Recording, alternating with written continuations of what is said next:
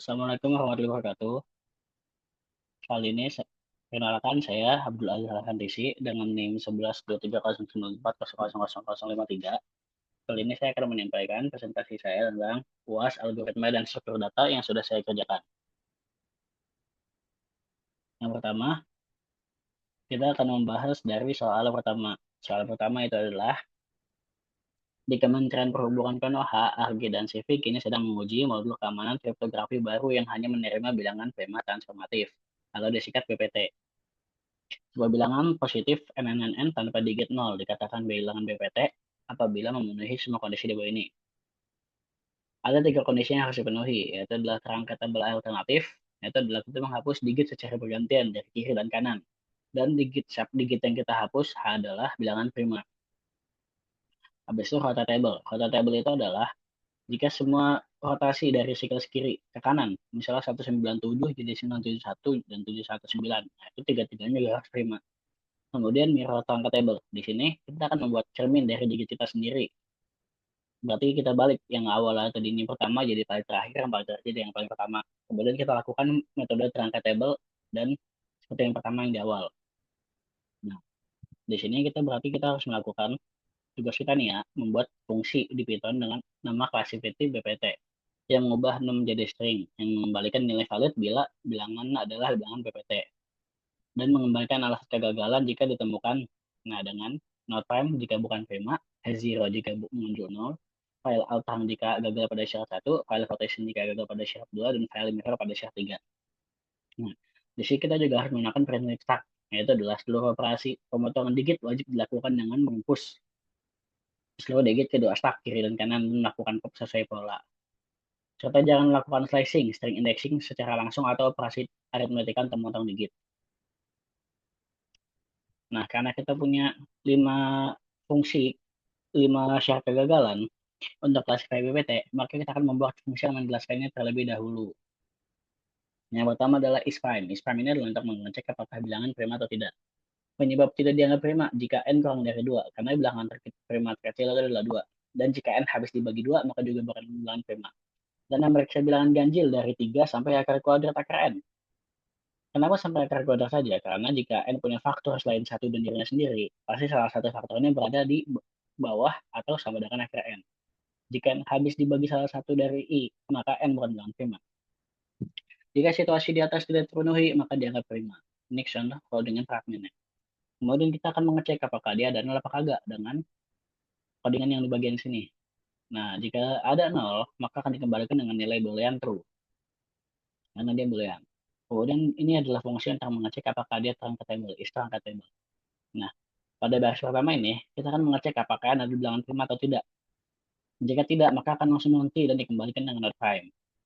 Nah, jika merupakan bilangan prima, maka akan diubah menjadi data string yang disimpan di variabel digit. Kemudian akan dimasukkan ke dalam main kita akan membuat stack kosong dengan nama main stack dan memasukkan setiap digitnya ke dalam main stack. Nah, sekarang kita akan lanjut ke bagian selanjutnya, bagian dari pada fragmen tangkat table yang kedua. Inilah term sampai dengan 0. Kita menyimpan bahwa sekarang term adalah 0. Nah, di bagian sini bahwa kita akan melakukan looping untuk tangkat table. Nah, pertama kali kita akan mengecek apakah prima atau tidak setelah diubah atau belum. Yang di bagian sini. Nah, kita akan membuat stack kosong karena untuk mengecek apakah prima atau tidak. Nah, kita membuat stack baru karena kita tidak ingin mengubah isi main stack dengan syarat yang berlaku. Soalnya main stack itu akan menjadi syarat yang berlaku untuk loopingnya. Nah, karena main stack data ini bernilai string, saat kita masukkan ke kahan, dia juga datanya akan bernilai string. Maka kita harus mengubah menjadi integer dulu agar bisa memanggil fungsi spime. Soalnya spime itu hanya bisa berfungsi kalau datanya berupa integer. Jika benar, maka lanjut ke baris selanjutnya. Jika tidak, akan dikembalikan ke file atang. Nah, kita akan membuat logic berhenti. Jika panjang main paling 1, maka dia akan berhenti untuk memotong lagi. Nah, pada proses nih, codingan selanjutnya ini adalah proses pemotongan. Yang pertama ini dari sini sampai sini adalah pemotongan digit kiri, yang ini adalah pemotongan digit kanan. Di proses pemotongan digit kiri, kita akan memulai jika turn modulo habis dibagi 2, berarti dari 0, 2, 4, dan lain-lain. Nah, maka kita akan membuat temporary stack untuk pemotongan. Nah, karena kita tidak boleh melakukan slicing atau next langsung, maka kita akan memasukkan main stack ke time stack dengan cara di pop. Berarti memasukkan dari belakang. Misalnya main stack adalah 791. Maka time stack itu adalah 197 kalau kita masukkan dengan metode pop dari belakang. Nah, kita akan mengeluarkan digit terakhir dari time stack dengan metode pop. Sehingga hanya akan tersisa 1 sama 9. Nah, setelah kita dapat 1 sama 9, kita akan memasukkan lagi, dia akan main stack dengan metode pop lagi. Kita masukkan lagi dari belakang. Sehingga main stack itu berisi 9 sama 1. Nah, untuk proses pembentukan digit kanan, kita hanya melakukan metode pop pada main stack, sehingga digit kanan berkurang 1 otomatis. Kemudian kita akan memasukkan nilai tron sebanyak 1. Nah, is rotationable. Nah, kita akan mengecek apakah dia bisa diubah menjadi, bisa dirotasi apa tidak. Nah, kita akan mengubah num yang sebelum integer ke string. Dan ini kedikan sama seperti sebelumnya. Habis itu kita masukkan digit ke main stack untuk proses nanti. Nah, membuat proses loop sepanjang digitnya. Itu adalah kita membuat time stack untuk mengecek apakah agar tidak berubah main stack, lalu mengubah kembali dari string ke integer dan dicek apakah diterima atau tidak. Jika tidak, maka akan langsung mati. Jika benar, maka akan langsung proses rotasinya. Di sini kalau loop ini dia akan berulang sebanyak digit ya, soalnya dia menghitung digit len dari digit. Nah, ini adalah codingan untuk proses rotasi. Nah, kita akan membuat stack untuk menyimpan sementara yang kita namakan di sini dengan stack ubah. Nah, pada proses memasukkan data dengan metode append ke stack ubah dengan metode pop dari main stack, yaitu memasukkan dari belakang. Misal main stack 791, maka stack ubah adalah 197. Lalu mengeluarkan digit terakhir nih, kita simpan ke namanya variabel less. Less berarti kan stack pop yang diubah, stack ubah yang di pop. Berarti less itu di sini adalah 7. Kemudian kita akan mengembalikan nilai stack ubah ke main stack. Ini karena pop 7 ini tadi pop, maka waktu dia balik lagi ke main stack, dia akan berubah menjadi 9 sama 1. Kemudian kita akan melakukan append untuk digit less. Jadi digit less ini yang tadinya 7, kita masukkan lagi ke main stack jadi 917. Terus kembali melakukan pengecekan ulang. Di sini loop ini terjadi sebanyak digit angka yang ada. Dilihat dari sini. Kemudian is mirrorable. Nah, kita sama. Pada dasarnya kita akan mengubah num yang awalnya enter menjadi string dan memasukkan ke dalam stack. Nah, kemudian kita akan melakukan mirror dengan metode pop. Nah, berarti kita ngebuat stack kosong dulu yang namanya mirror stack. Mirror stack ini kita akan isi dengan metode pop dari stack. Jadi kita akan masukkan dari belakang. Setelah kita masukkan dari belakang, kita akan melakukan pengecekan apakah dia terangkat table atau tidak.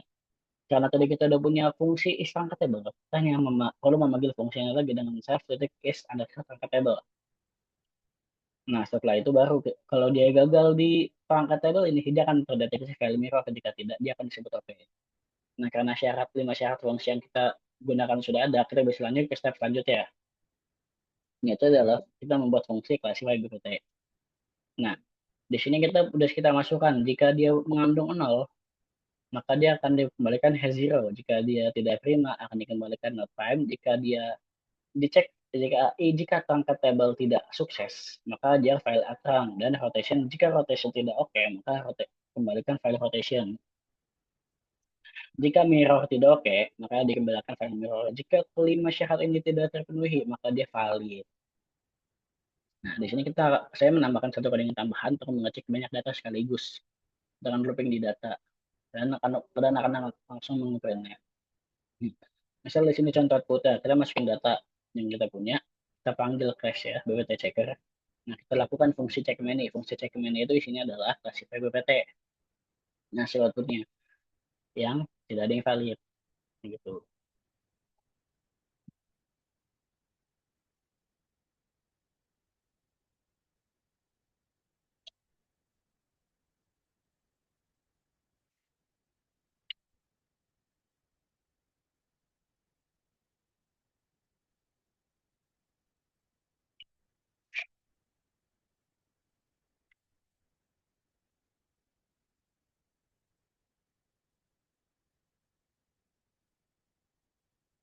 Nah, untuk soal nomor 2, di sebuah kota kecil terdapat sebuah kelompok wisatawan yang ingin menjelajahi beberapa tempat wisata terkenal di kota tersebut. Untuk memastikan mereka tidak melewatkan satu tempat pun dan mengikuti urutan perjalanan yang tepat, mereka memutuskan untuk menggunakan linked list untuk menyimpan urutan tempat yang akan mereka kunjungi. Setiap tempat wisata diwakili oleh sebuah not dalam linked list yang berhasil informasi tentang nama tempat dan jarak ke wisata berikutnya. Ketika mereka sedang mengunjungi sebuah tempat wisata, mereka akan mencatat jarak total yang telah mereka tempuh. Berikutnya adalah daftar tempat wisata yang mereka kunjungi dalam urutan yang telah ditentukan. Nah, tugas Anda yaitu adalah membantu kelompok wisatawan tersebut menuliskan sebuah program dalam bahasa Python menggunakan linked list untuk menyimpan urutan tempat wisata dan menghitung jarak total yang mereka tempuh.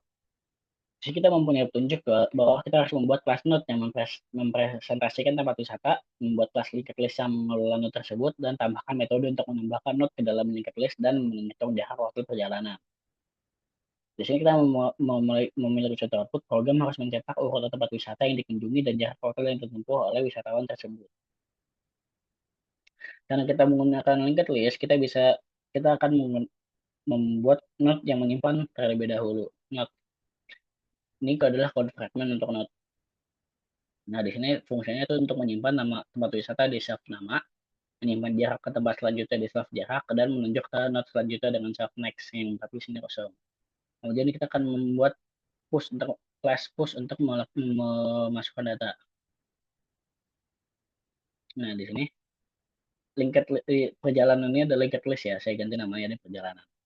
Dia akan melakukan init dengan save headnya 0. Kemudian kita akan menjelaskan fungsi push. Ada pertama, di if yang pertama, dia akan melakukan pengecekan apakah head adalah non. Jika non, maka self head akan diisi oleh nama tempat dan jarak. Untuk kode selanjutnya adalah loopingnya untuk penambahannya. Jika self head sudah berisi, maka akan melakukan pengecekan node setelahnya. Jika node setelahnya kosong, maka akan dimutasi di node setelahnya. Misal sudah ada node A, B, dan C, dan selanjutnya adalah non. Maka dia akan mengecek apakah setelah A ada, jika ada, lanjut cek B. Jika B-nya ada, lanjut ke C. Karena setelah C kosong, maka akan dimutasi selanjutnya. Yang ketiga adalah metode tambahan untuk total menghitung jarak, yaitu dengan fungsi def total. Fungsi def total berfungsi menghitung seluruh data yang terdapat di dalam node. Pada dasarnya dia awalnya menyimpan jarak sama dengan 0 dan sekarang itu adalah server di tahap awal. Kemudian akan melakukan looping pada bagian current untuk memprint tiap node. Di bagian sini untuk memprint tiap node dan menambahkan jarak yang tersimpan di tiap node sampai current selanjutnya menjadi 0. Ini adalah eksekusi kode yang kita gunakan. Ini input yang kita masukkan. Dan ini untuk menghasilkan outputnya. Ini outputnya.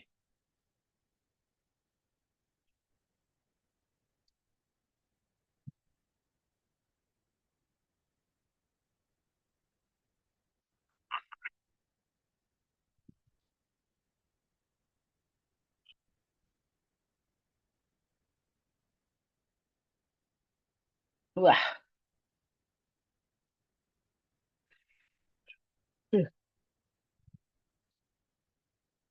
untuk soal nomor 3.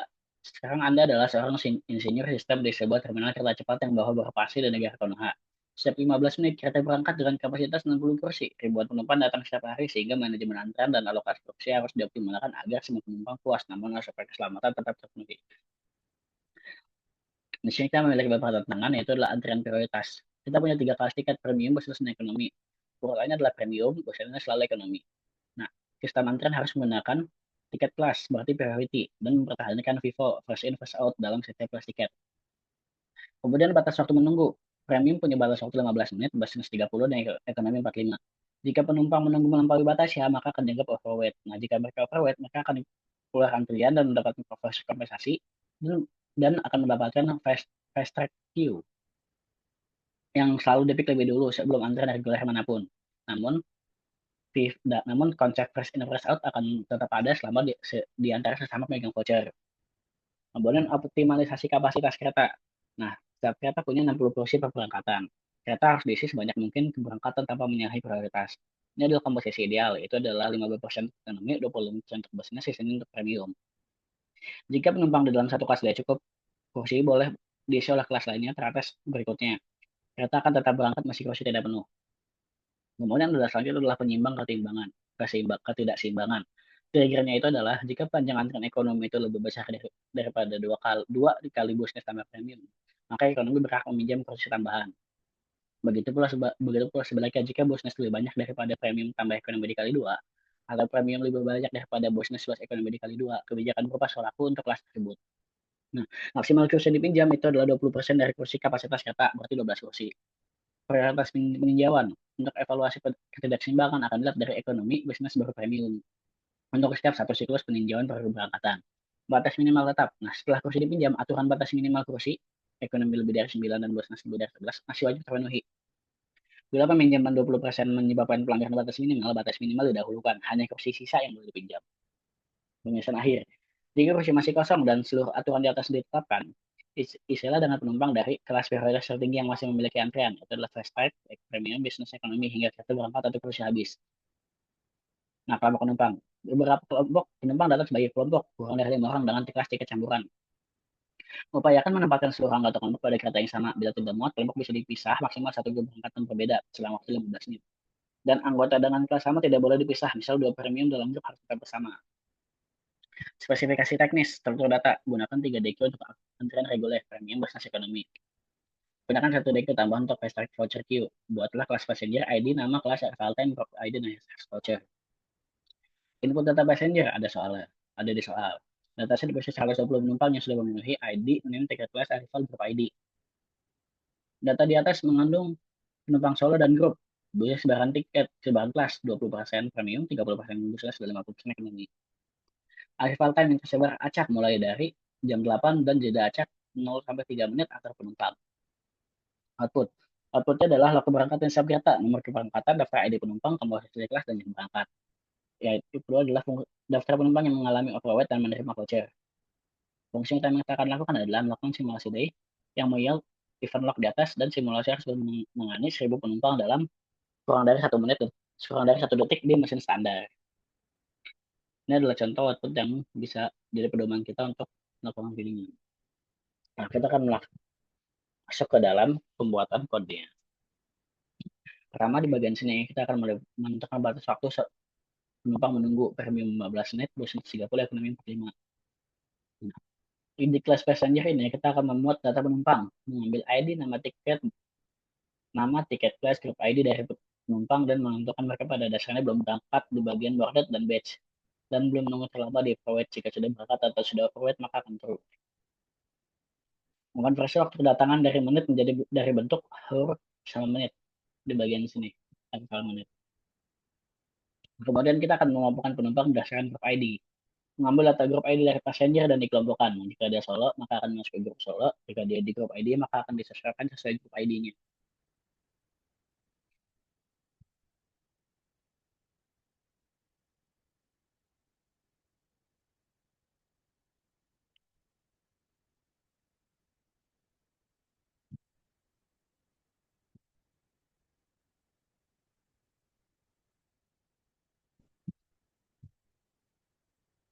Kemudian kita akan masuk ke fungsi utama yaitu simulated day. Nah, pas recording baris pertama ini, kita akan memuat daftar penumpang dari data frame yang akan kita gunakan. Dan kelompokan penumpang berdasarkan grup ID-nya di grup passenger, passenger. Kemudian kita akan memulai inisiasi waktu dan variabel di bagian sini. Kita mulai dari 8.15 dan batch log 1. Nah, kita akan masuk ke looping untuk boarding, mulai simulasi boarding. Loopingnya akan terus berjalan hingga jumlah boarding, jumlah yang sudah berangkat sama dengan jumlah penumpang. Nah, DQ dipakai yang bagian sini untuk efisiensi antrian Vivo first in first out. Nah, masukkan penumpang ke antrian sesuai kelas atau fast track ada di bagian sini. Lewati grup semua yang anggotanya udah naik. Kalau grup sudah datang, waktu kedatangan paling awal lebih cepat daripada waktu sekarang, maka proses tersebut. Ini adalah proses setiap anggota grup ada di looping bagian sini. Jika melebihi batas waktu tunggu, akan dimasukkan ke fast track. Jika belum lewat batas waktu, masukkan ke antrian kelas masing-masing. Kemudian adalah untuk ini ketidakseimbangan, ini untuk balancing tadi. Menghitung jumlah penumpang yang sedang ada di masing-masing antrian kelas. Ini untuk balancing ya. Jika ekonomi lebih besar daripada premium tambah bisnis, maka artinya ini penumpang di ekonomi lebih dari 2 kali premium. Maka antara ini overload. Ambil maksimum 12 penumpang atau sepertiga dari ekonomi untuk sebagai batas pinjaman untuk menjaga keseimbangan. Ambil hingga bawah limit dari bisnis key lalu pindahan ke ekonomi key dan ambil dari bisnis. Jika ambil dari bisnis masih belum cukup untuk memenuhi bawah limit, ambil sistem dari premium. Yang dua lagi juga sama. Kemudian kita akan membuat batch kosong. Batch penumpang yang naik pada waktu time now maksimal 60 orang di fast track boarded yang mencatat siapa saja yang masuk lewat jalur cepat overweight.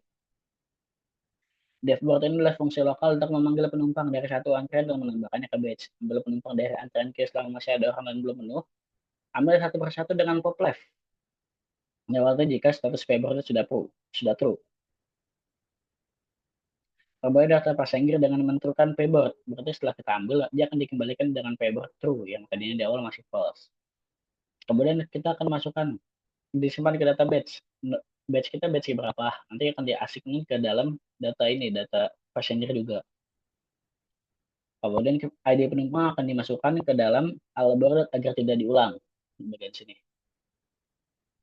Jika di dalam ID penumpang di is fast track adalah true, maka dia akan dimasukkan ke dalam fast track, dalam daftar khusus. Jika bukan fast track, disimpan ke list sementara di boarded from queue agar bisa di lock. Kemudian akan memasukkan codingan ini adalah untuk memasukkan penumpang sesuai prioritas. Fast track dipanggil lebih dahulu dan tandai khusus, kemudian dilakukan berdasarkan kelas tiket. Setiap kali boarding dipanggil, penumpang antrian terkait akan ditambahkan ke dalam batch hingga 60 orang tercapai. Kemudian ini dev ID by class itu adalah fungsi bantu. Fungsinya adalah mencari ID penumpang dalam batch, saat ini berdasarkan tiket kelas. Shortcut digunakan untuk mendapatkan ID dalam urutan naik, buat list ID dari penumpang yang masuk via jalur cepat karena menunggu terlalu lama.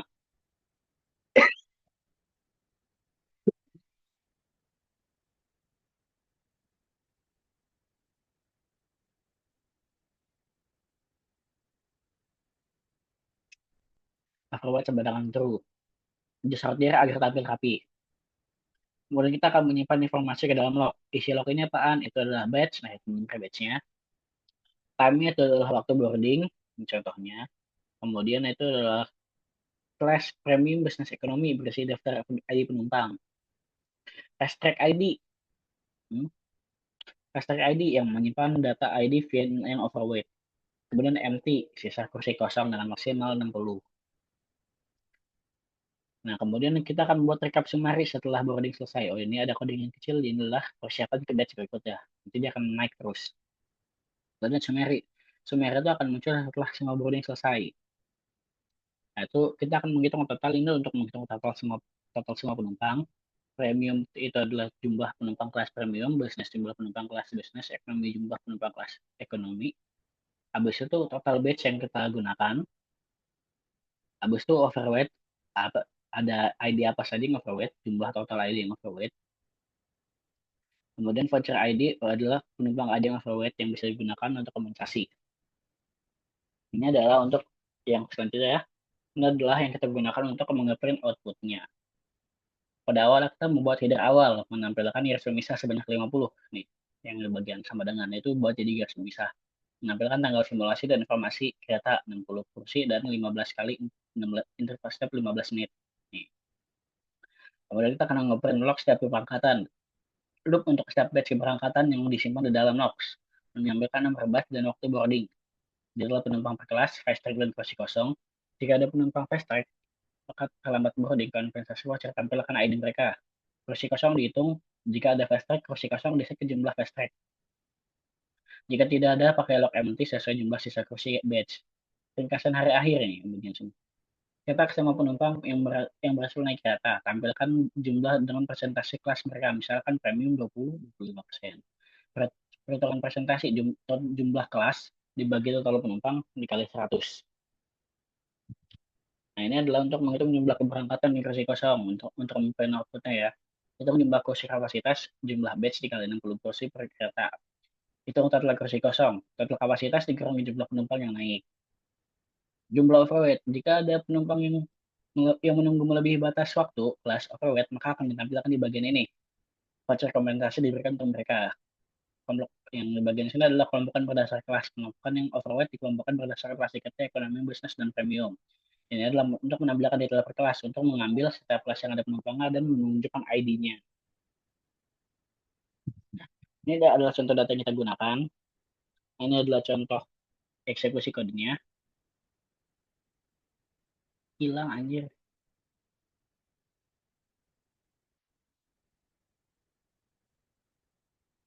Ini adalah output awalnya dan ini adalah output akhirnya. Nah, ini contoh codingannya ada di sini. Masalah berobat di Desa Konoha, unit transportasi cerdas baru saja mengalami panggilan darurat. CV arsitektur jembatan tersohor sedang menunggu di kotaan untuk memimpin upacara peresmian jembatan cakra pertama di dunia. Tanpa kehadirannya, ribuan warga dan tamu negara Asia akan kecewa dan prestasi Konoha akan tercoreng.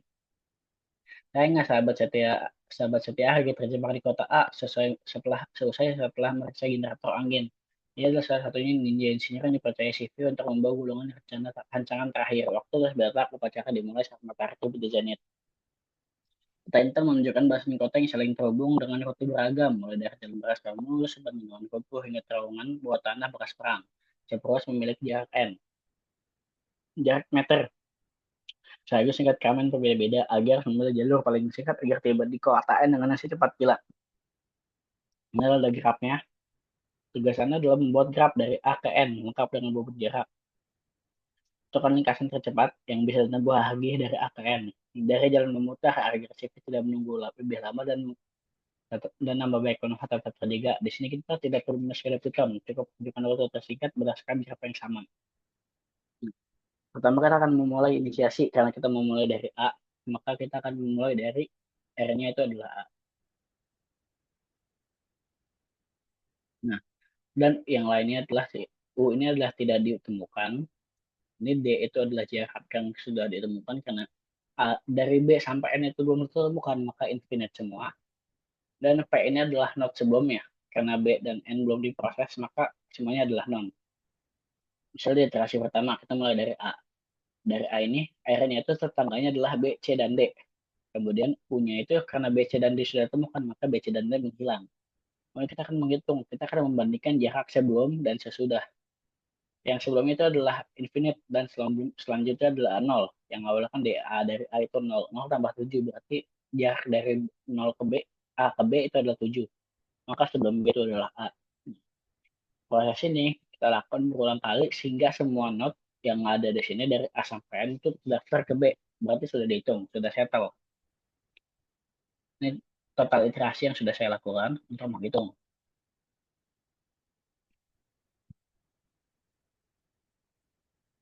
Nah, kita melakukan iterasi sebanyak 13 kali iterasi. 13 kali iterasi itu berarti finish di end dengan jarak 21. Nah, karena proses perhitungan sudah kelar, kita bisa langsung menyimpulkan dalam tabel untuk pembacaan. Tabel ada istilah selanjutnya. Ini adalah tabel hitung, jarak hitung. Nah, cara bacanya itu gimana? Karena kita ingin membuat rute dari A ke N dengan rute terpendek, maka kita lihat dulu dari not N. N memiliki P, P-nya itu adalah L, maka sebelum not N ada L. Nah, kalau itu punya P, itu G atau enggak H, berarti bisa ada dua rute dari A ke N, yaitu G atau enggak H, NLG atau NLH. Nah, sebelum G, jadi E, dan sebelum H, jadi F. Berarti yang pertama bisa jadi NLGE, dan yang kedua bisa jadi NLHF. Nah, sebelum not E itu ada B. Nih, dan sebelum not F itu ada B. Maka NLGEB, EB atau NLHFB. Kemudian sebelum di not B ada A dan sebelum not A ada non. Berarti ada not A adalah yang terakhir. Nah, karena ada pengurutan ini adalah N ke A, karena kita mau tahu A ke N, tinggal kita balik. Jadi yang pertama itu ABE GLN atau ABF HLN. Jadi huruf terpendek dari AM itu ada dua, seperti yang di atas dengan total jarak di bagian sini adalah 21. Sekian dari saya, apabila ada salah kata, mohon maaf. Wabillahi taufiq wal hidayah. Wassalamualaikum warahmatullahi wabarakatuh.